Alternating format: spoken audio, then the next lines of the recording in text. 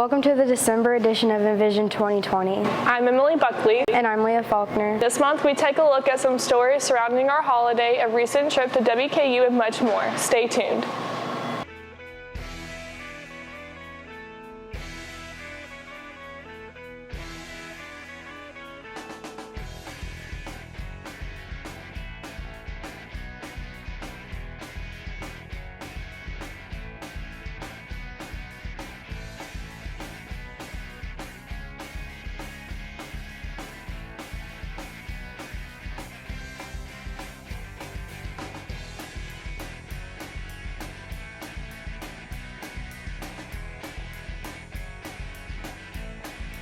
Our first story, I take a look at a woman in a community going above and beyond with giving back this holiday.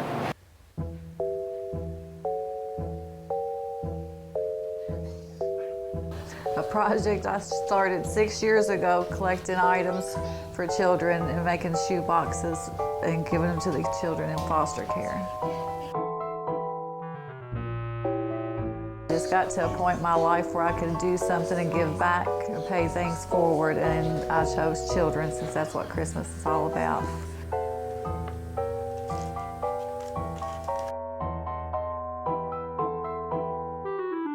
I do around 150 shoe boxes with the donations I receive.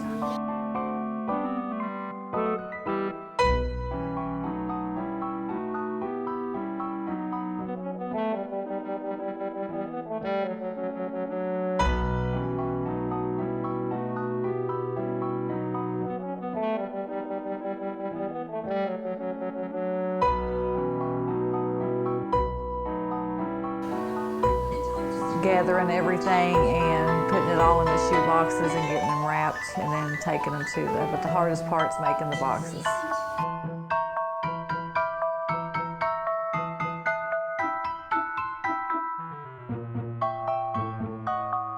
I hope to make it bigger and get more donations, bigger items donated.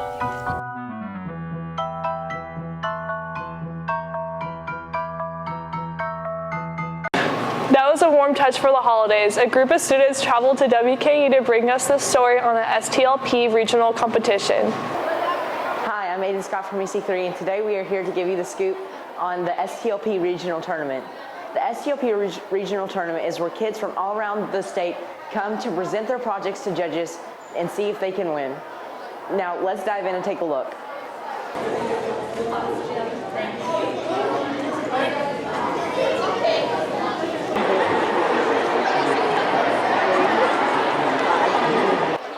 It's called Blowing Smoke. It's basically about stopping the juuling and vaping epidemic that's happening in our school systems in Kentucky today, and we're just trying to start a conversation to stop this before it becomes something bigger.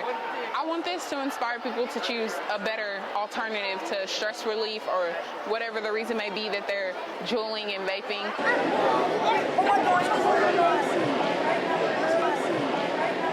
Our project is over animal shelters and trying to get people to adopt animals. We want them to adopt animals and want them to know that they just can't be out on the side of the road because that's just not good, and they need to be in proper homes and they need to be loved too.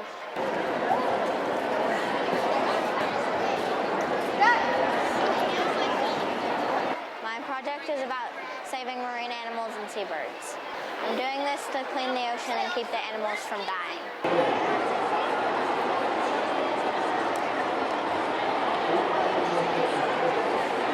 Ours is about PBS NewsHour. Yeah, it's basically just an organization that helps you really aspire who you want to be in a journalistic nature and enrich that. As you can see, these kids have been working very, very hard on their projects, and I wish the best of luck to all of them. We'll see you next time here on Envision 2020. What's your favorite Christmas movie, Leah? Well, I like Elf, but let's see what others have to say. My favorite Christmas movie is Nightmare Before Christmas because you have an excuse to watch it from October through December because it's a Halloween and a Christmas movie. My favorite Christmas movie is Claus, and the reason why is because it involves this very bratty kid that learns to be appreciative of what he has and ends up helping Santa in the long run. My favorite Christmas movie is Die Hard because it's action-packed and full of adventure. My favorite Christmas movie was Home Alone because I just thought it was funny at the time when I watched it, and because this is, it's funny.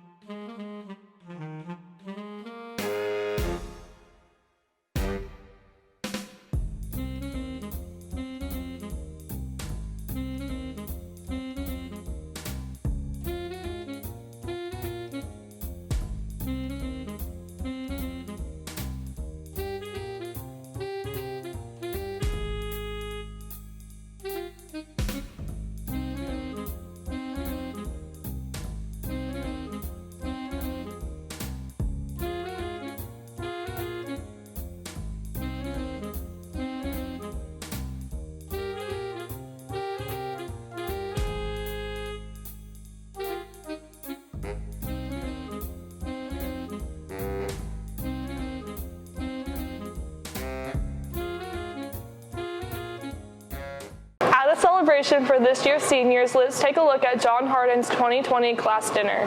Hi, I'm Emily Buckley reporting on John Hardin's senior night. On November 20th, me, Leah, and Mariah all went to John Hardin while they had their dinner, and they also had some awards. Dear Lord, tonight we are gathered here for the annual senior dinner. I pray you will be with each and every one of us as we go through our final year of high school. This is a time where we are about to move on to the next chapter of our lives, and we need your help. Please bless this food and let it nourish our bodies. Amen.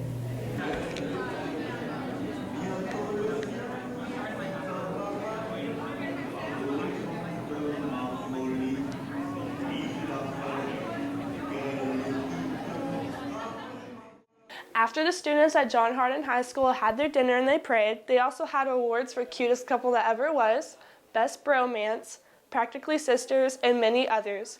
I soon asked some seniors that went there and some seniors that won awards, how does it feel to be a senior, and many other questions that you will see in these couple interviews I took. Being a senior doesn't really feel like I'm a senior. I just feel like I'm just here. Like, it doesn't feel real. I plan to attend Indiana University for fashion design and hopefully further that career. After high school, I plan to go to WKU to major in film and to minor in entrepreneurship. Thank you guys so much for watching my feature story on the John Hardin High School senior night, and I hope these seniors become super successful after they graduate.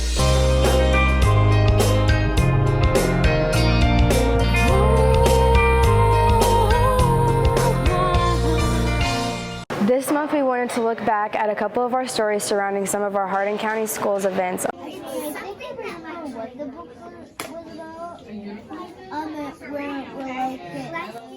English 161 went over to GC Burkhead because they were introducing literary strategies to second graders.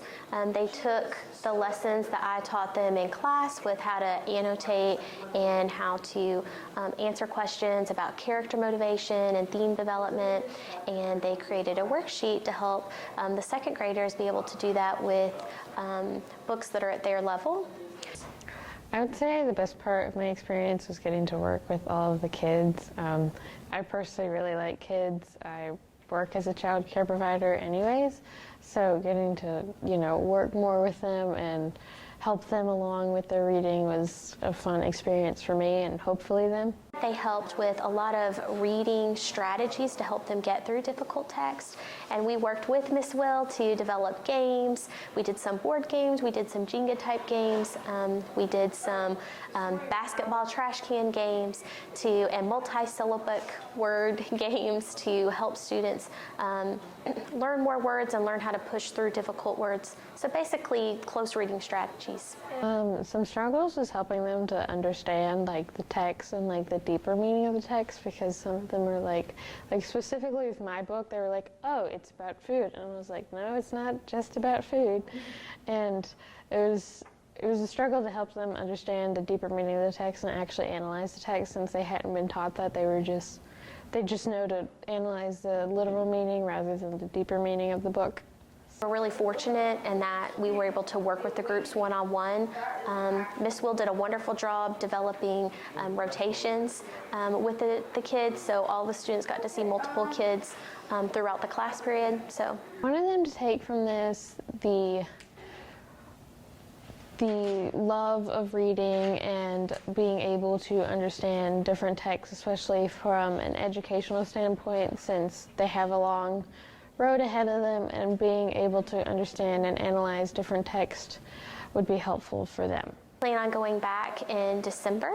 We try to do it around the holiday because the kids really enjoy holiday-themed books, and it also gives our students an opportunity to dress up and kind of relate to the children on their level. It makes them seem more welcoming, and so the kids really enjoy that too, seeing the older kids, you know, wearing costumes.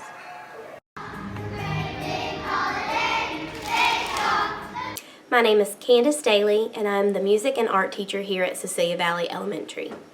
I flip-flop between art and music quarterly, so with our upcoming music program, our students have just started learning the music about mid-October. The arch, which we're doing the windows first. Okay, I'm gonna get a what? Kindergarten through 2nd grade is doing the Great Big Holiday Bake-Off, and 3rd, 4th, and 5th grade will be doing Jingle Bell Jukebox. I want them to just develop a love for music and for us to also develop traditions as a school together. I love seeing where we begin together and where we end, because we start working on this about mid-October, and so we have a short amount of time to do it, so it's really great to see where the kids start out and then where they end. It's important for students and children to be involved in things like this because it develops tradition, it allows for them to develop perseverance and for them to not give up, and then for them to also develop a love for music as well.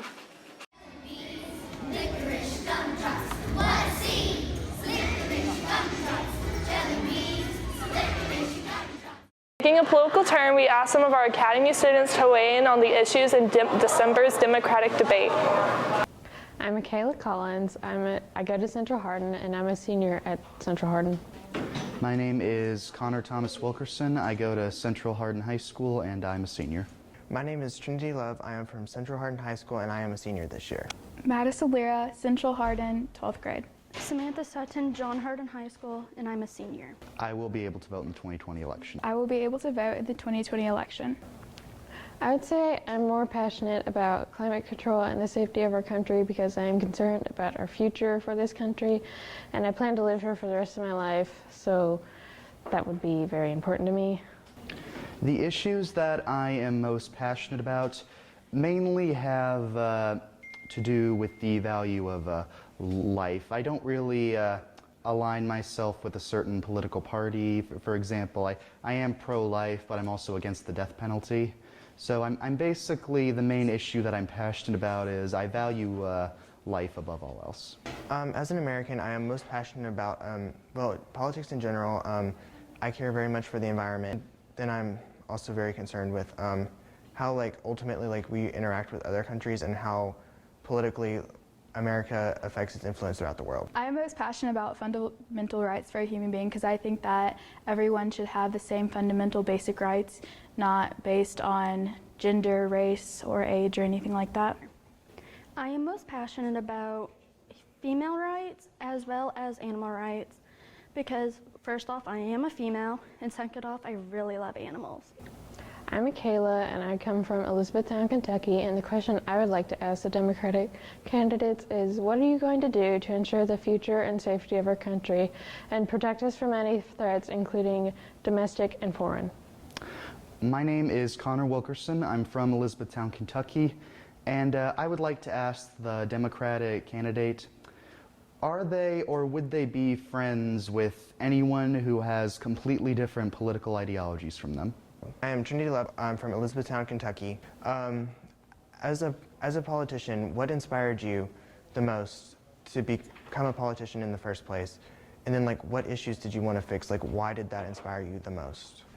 My name is Madison Lira, and I'm from Elizabethtown, Kentucky, and I would like the Democratic candidates to answer the question of what they're planning to do about the refugees and others that are coming across the border from Mexico into the United States. My name is Samantha Sutton. I am from Rhineyville, Kentucky. My question that I would like to ask the Democratic candidates is, If an allied country of America was to suddenly go into war, will you accept the refugees in the United States? Well, this question is important to me because I am concerned with the safety of our country because I live here and I intend to live here for the rest of my life, and I plan to raise a family here, so the safety of this country is important to me for that reason. The question is important to me because a lot of activities I do, especially when I was younger, I was around a lot of people that thought very different politically from me, and it was actually a very good experience for me because they actually made me see their points of view, and I began to understand their points of view a lot better, and it actually did make me into a more neutral person, and I think I'm not really sure, but I may have made them into more neutral people, and I'm really glad that I got to know them in the activity and that I got to see their points of view. So I think it's a necessity for people to be around others who have different points of view than them. Personally, I just think it will provide the general person a great insight into the personality and the character of the politician or person being asked the question. This question is very important to me because I do have many family members that are from over the border and are living in Texas at the moment. This question is really important to me because I am at the age where I need to work, and refugees coming into the country could slim my chances of getting a job. I feel like they should be talking more about the recent issues with the drug cartel and the gangs that happen to be running around. It's been an issue lately in the news, especially after they murdered basically a whole family. I feel like a lot of the candidates are talking about why their views are the best and why their party will support them, but I don't feel they're talking about why the other party should support them. I don't feel that they're giving enough valid reason as to why this is not only what's best for their party, but for the other party too. And I really feel that's important in order to foster cooperation in America. Personally, what I think the one question that most candidates tend to neglect or overlook is the fact that America runs on a two-party system, and that seems to be polarizing us politically and socially, which becomes very problematic when times of unity are needed. I feel like they should be talking about human trafficking. It's becoming a problem, and I would like to know how exactly they would also stop it, especially for females.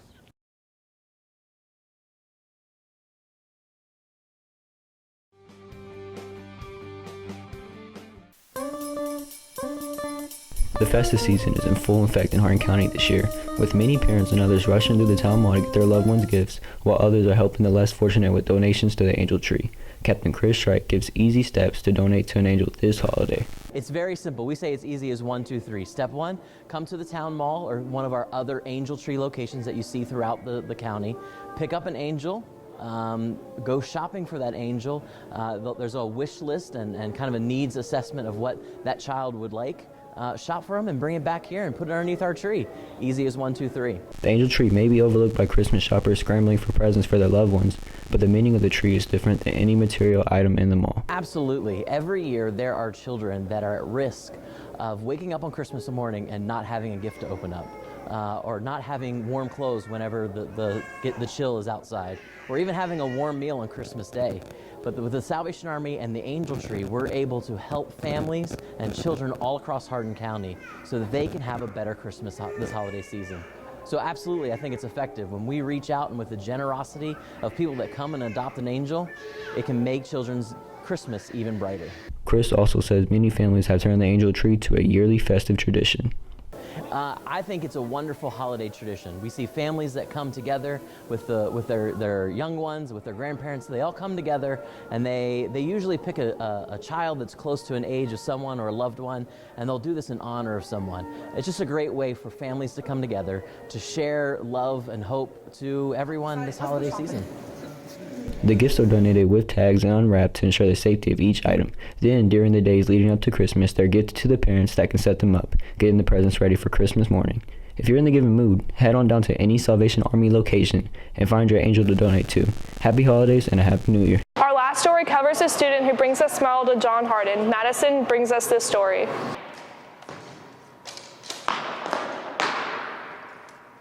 Matthew's been a member of the team this is his 4th season, maybe even 5th season that he's been with us. Matthew has really increased his ability level. I like 240. 249. I'm going to sit at 50 this year once I'm going to the state.